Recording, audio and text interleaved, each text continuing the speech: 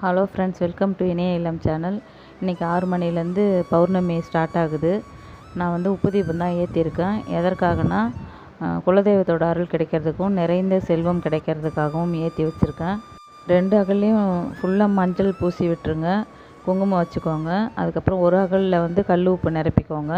அந்த கல் உப்பு மேலே கொஞ்சோண்டு மஞ்சத்தூளும் குங்குமமும் போட்டு வச்சுக்கணும். 5 ரூபாய் காயின் வந்து வச்சுக்கணும்.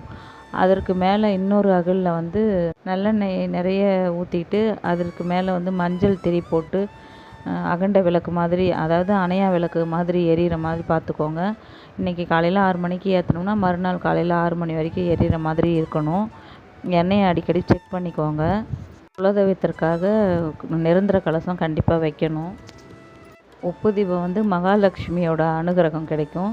நிரந்தர கலசம் வந்து குலதெய்வத்தோட அருள் கண்டிப்பாக கிடைக்கும். இந்த பதிவு உங்களுக்கு பிடிச்சிருக்கணும்னு நினைக்கிறேன். தேங்க்யூ.